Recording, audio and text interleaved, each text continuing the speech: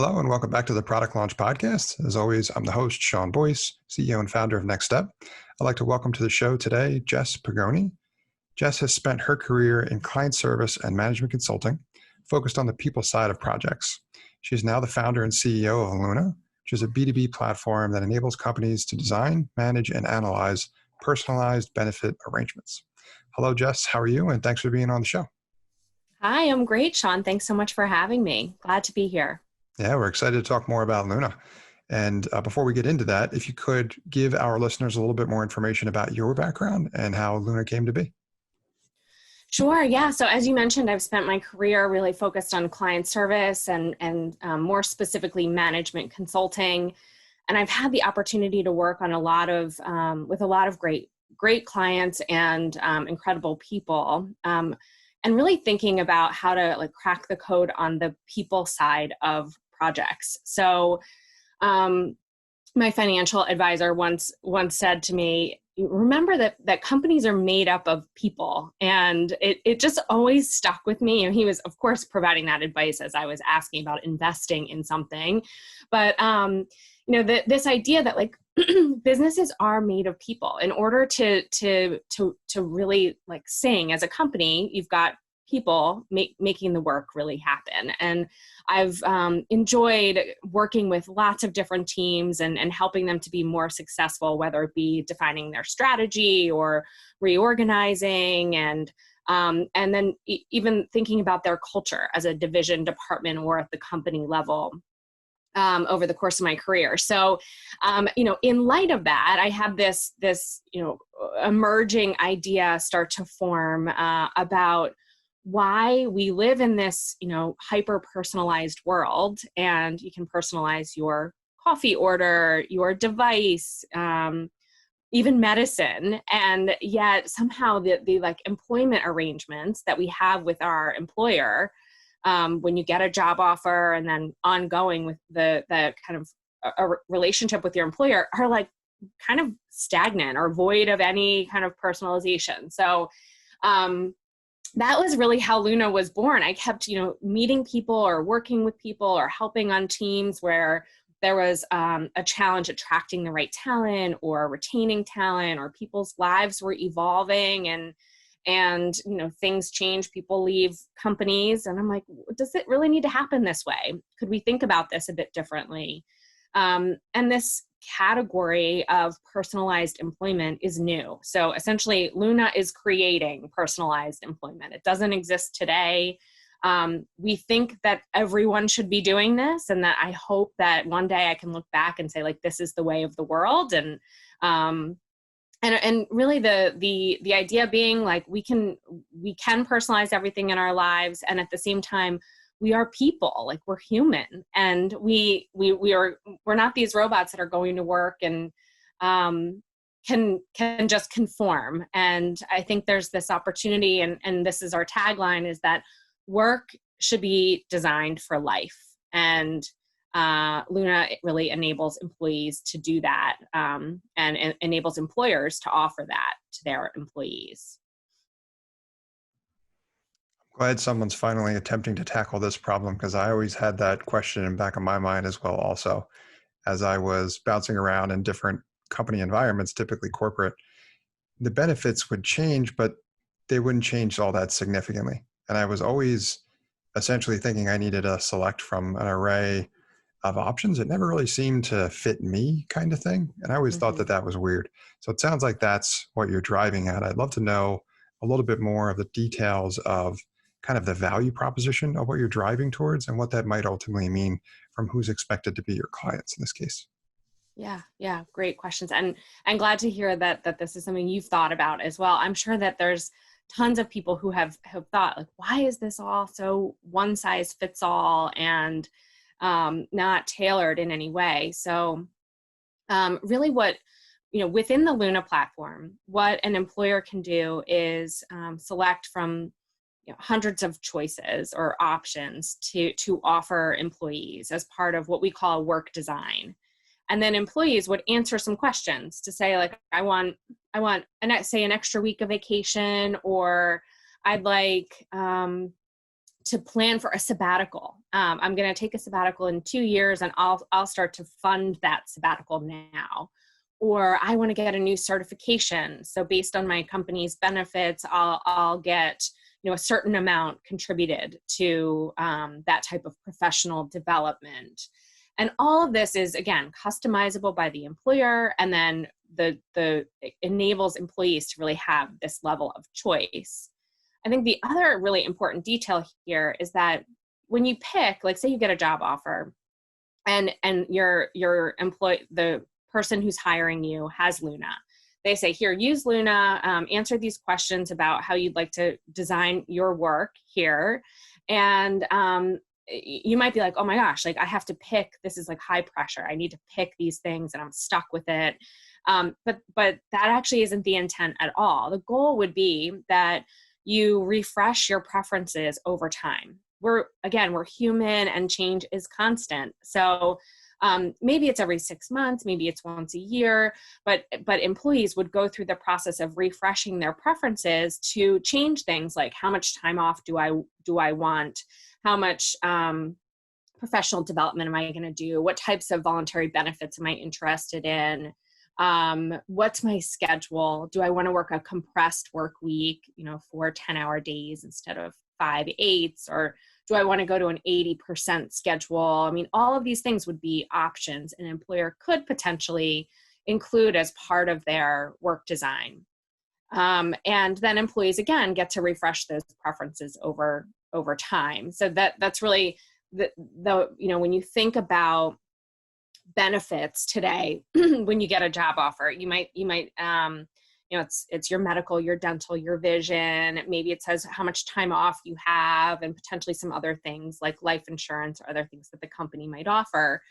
But it doesn't typically get into like the bigger picture of flexible schedule, or kind of how do you want to create your scheduling, or even some of the like more interesting benefits that are getting offered now around like student loan repayments or fertility assistance. So there's so many options, so many great options out there that employers might just not be thinking about because they're not even sure how to kind of build it in, or what kind of demand there might be. And the goal with Lluna is to be able to test and learn, really try those things. And then maybe the next time around, as an employer that no one really wanted that one thing. So we'll skip that and go for something else.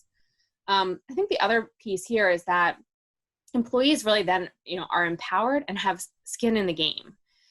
So when I talk about being able to choose, like I want 1 extra week of vacation, or I want 1 less week of vacation, the employee would see a change to their salary as a result of that. So if you're essentially buying an extra week of vacation, your salary might go down. Your take-home pay would go down by 1 week. If you're taking 1 less, your salary might go up. So this is like the most tangible example to use, but the idea that you can influence your take-home pay as part of picking what's going to work for you and your life as you're designing work for life.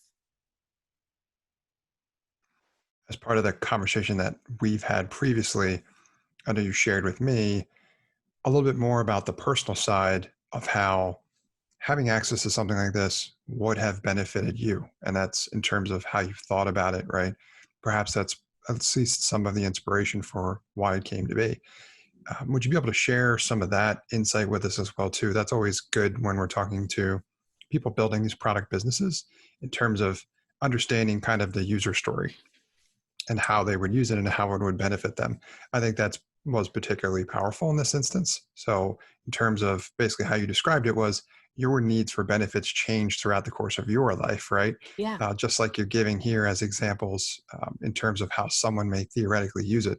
But I think that's a key part of the story here. So if you could just feel free to share with us a little bit in terms of how that changed. Absolutely. When I was in my 20s, early 20s in particular, I wanted as much cash and as much time off as possible. I wanted to travel the world. At the time, I had a friend who lived in London, and I was, she'd be like, I'm headed to Spain for the weekend. And I would hop on a plane and go see her for a weekend. which sounds crazy now, but back then it felt like no big deal. So those were my priorities, as as life went on, as I got married, I wanted to buy a house. I wanted, enough cash for a down payment. So again, cash was important.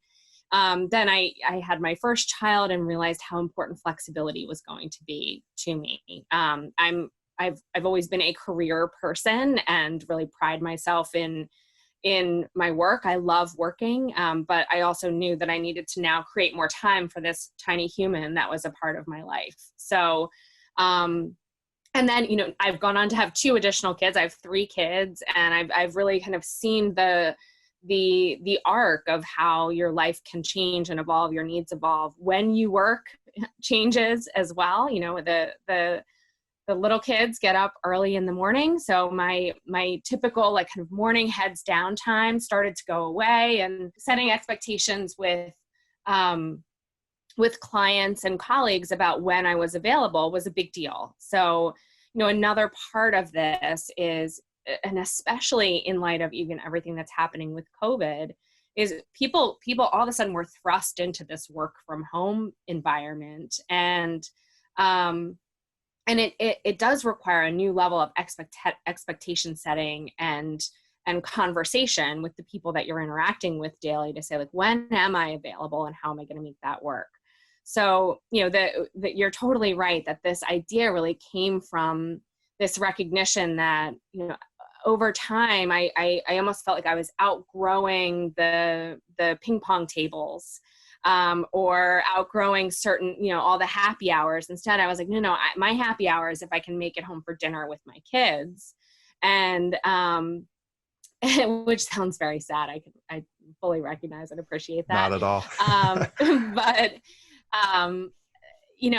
life changes, and I feel like firsthand have been able to experience what that means as a female in the workforce. And I think similar things happen for men as well. And it's all about how can you structure your work in a way that works for you, while also being able to support whatever you need to do on the life side. So yeah, I think I hope that resonates with others in terms of how things do change and evolve, yet your kind of the benefits offered to you aren't really evolving with you. And the goal would be to find a way to really support that through a platform like Lluna. Well, it certainly resonates with me. I think the future is strong and bright for customizations, convenience. You mentioned, right, the 800-pound gorilla of the pandemic and how that's dramatically impacted the way we work in a lot of ways for the better. But regardless, it's been a lot of change. And as such, we need to evolve with that in order to make that change work for everyone. So like you said, having something that can kind of grow with you, I think makes a lot of sense, right? It'll be really interesting to see how your product company plays out as you get deeper penetration in the market. Well, we'd love to have you back to tell that story, of course. Yeah, but absolutely. I think the future is bright there. It almost reminds me of, so big portion of my career in corporate was working for a mutual fund giant. And as part of that, we had a bunch of investment vehicles. At the time, the popularity was rising for what they called target retirement investment, like mutual funds. So prior to those being created, it was just you had to reallocate where your retirement portfolio was invested in as your risk profile changed, right? So as we were younger and had more time, we could be more aggressive. But then as we get older and we need to rely on what it is we have invested and saved, it becomes more conservative. The concept of the target retirement fund is what approximate decade are you expecting to retire in? And as such, that fund will be managed according to whatever your asset allocation should be based on your profile and at whatever point you are in your career throughout your career, so that you don't have to constantly be moving funds around. So anyway, it made me think of that and the innovation that brought to the market, but related to what you're doing, which is obviously when it comes to employee benefits. Yeah. I love that. My husband works for Vanguard, so I am invested in one of those funds. Me too. And awesome company. yeah, it is. It's great innovation. And that's really what this is. You're spot on. This is about making sure that you can grow and evolve as a career person for the company that you work for, and then maybe stay somewhere longer than a lot of what I've seen, not only personally, but as a former chief people officer for a professional services organization, as someone who's worked with a lot of clients and seen teams kind of come and go and evolve, that people, often will say, well, I'm moving an hour away. I no longer want to do this commute. I guess I have to find a new job. Or I feel like I'm not as supported here in terms of the flexibility that I might need for schedule. So I'm going to go find a company that will enable that flexibility. In fact, one stat, I think the study was done by an outlet called Flex Jobs, found that 46% of people have either left a job because of a lack of flexibility or are looking to leave a job because of a lack of flexibility. 46%, like the number astounded me. I think there was about 8,000 respondents in the study. So it's not a huge sample, but even so, like this idea that flexibility is a requirement now is really integrated into this idea of personalizing your employment arrangement. So it's not just about like your standard core benefits that you would normally see. It's about looking holistically at everything that you're getting from your employer, and how can you kind of toggle things up and down to meet your needs now and then refresh over time. Very good, and absolutely agreed. Thank you for sharing. So let's talk more about the company from the product perspective and the phase in which you're in. That's a big part of what we talk about on the show. After we have a good understanding of the value proposition and the market research that I went into crafting said value proposition, I'd like to talk about kind of where you are phase-wise. What are you actively working on now? What's part of the next phase? So give us an update in terms of progress for Lluna, because that's really helpful for our listeners as well too, as they're looking at building and managing and growing their product companies as well. Absolutely. Yeah, so right now we are at the tail end of the build for our MVP, or I would say kind of version 1.0. We are building on Bubble for any of the listeners that may be familiar. So our goal is to just get this out as quickly as possible. And there is some obviously complexity in the design, in that there's multiple user roles and some math that needs to be done in terms of computing maybe salary changes or total days off changes. But generally, we found Bubble to be really capable as a no-code platform to manage all of the requirements that we have. We're working with a development shop in South Carolina. They're called Onyx Ocean, and they have done a tremendous job really getting us to where we are currently. I would expect in the late November, early December timeframe to be out and ready to test with a few pilot customers, and then headed into 2021, really looking to accelerate in terms of customer acquisition, starting to hire on the Lluna team. I do have a co-founder. His name is Aaron Kamholtz, as our chief technology officer. But we'll be looking in Q1 next year to start to bring on some additional team and continue to grow the platform. Fingers crossed, assuming that people love the idea as much as we hope they do. Well, I'm glad you're gearing up towards battle testing it as soon as possible with the likes of the strategy, which I'm a huge advocate for, which is building and testing prototypes or MVPs with basically like no code or low code tools like Bubble that you mentioned. So I definitely wanted to call that out, that I commend you on your effort there. I see a lot of companies in this phase tend to try to want to build, reinvent the wheel through custom coding. And the amount of time and money invested there is often counterproductive. What's the most important part of the phase that you're in is learning as much as you can about battle testing this value proposition, and then getting the feedback from the market, and then making updates accordingly to match the market wherever it is. Because obviously in the beginning, we have to make certain assumptions. So wherever you can save time and money and then still be able to put something in the hands of customers, absolutely, that's a win across the board. So a fantastic job there, obviously. Thank you. Thank you. Yeah, we are on the edge of our seat, super excited to just really get this battle tested. I love the phrase. We feel ready, and I think in just a couple of weeks here, we'll be hopefully getting some great feedback and be able to continue to evolve the product to be something that hopefully is transformative, really defining this new category of personalized employment in the HR technology space, and helping people to start to think a little bit differently about how we approach employment in general. So it is a mindset shift, and I think that's going to be one of the most interesting things to learn about, is how easily can our customers really adopt that new mindset.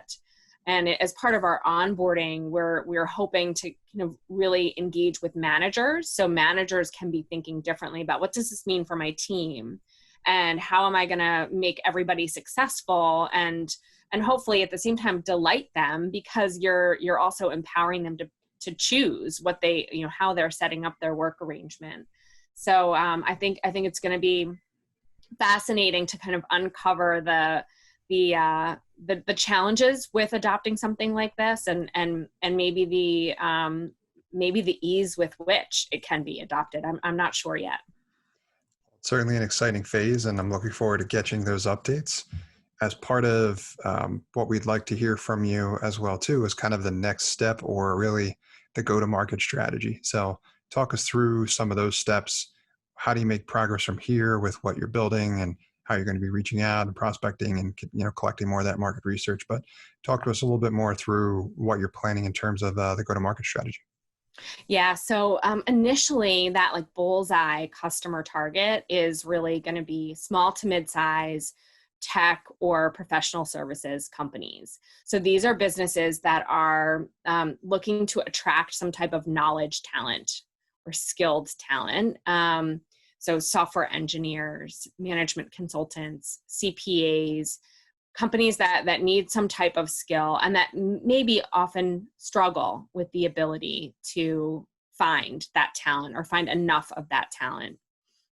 In some of the conversations that I've had, what I've heard is that it's so time consuming, and it feels like managers or senior leaders are spending significant amounts of time trying to really fill the funnel, and then even trying to figure out what the right, kind of how to even make the interviews happen, like make time for hiring. So our goal in targeting these small to mid-sized tech and professional services businesses is that Lluna would be a way to differentiate and kind of cut through some of the just noise that's out there in terms of recruiting, and say, like, look, we're different because we're thinking about your employment in a really personal way. We want you to tell us how you want to work here, and we'll make that happen.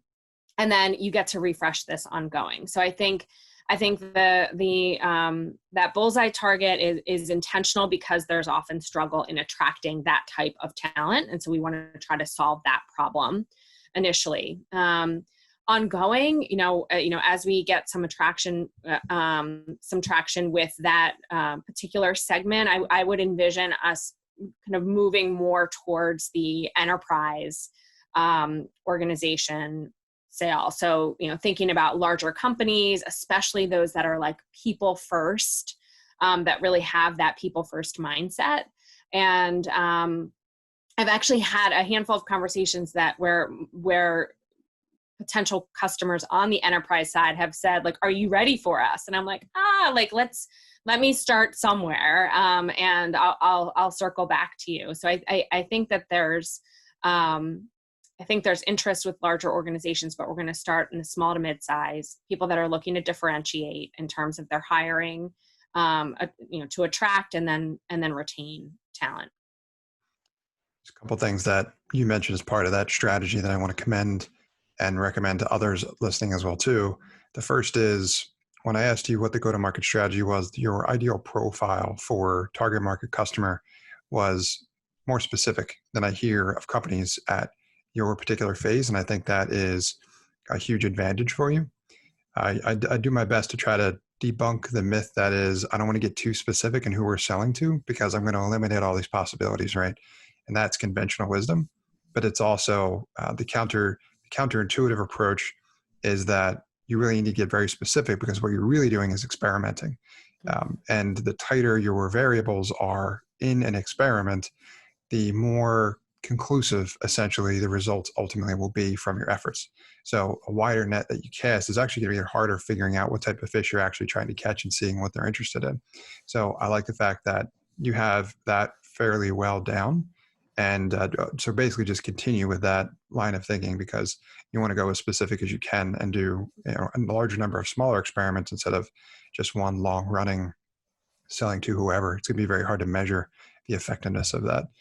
And then the second one was building momentum to being more prepared to speak with these larger organizations. I recommend that approach as well too, where you can reach out to either smaller, younger, more progressive companies initially, and then look to gain some traction for those that are very interested in experimenting throughout this beta phase with you. Then it's also going to help you build the right type of social proof to be able to go to other organizations and say, here, we've done this and it's worked. So basically, you have evidence, if you will, in terms of here's what the ROI was, here's what the process was like, and you're going to be able to iron that out along the way as well too, as you're figuring out your process. So I think both of those are the right strategy. And likewise, I'm looking forward to seeing the results and kind of moving forward from there. So Jess, thank you for being here. I have a couple questions for you before we let you go, something we ask on every show.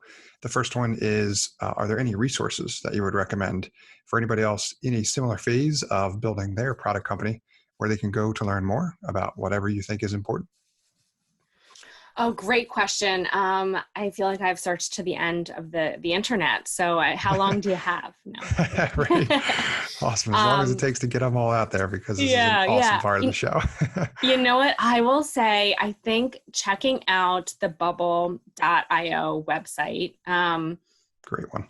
I was I learned about Bubble by attending a female founders and funders conference.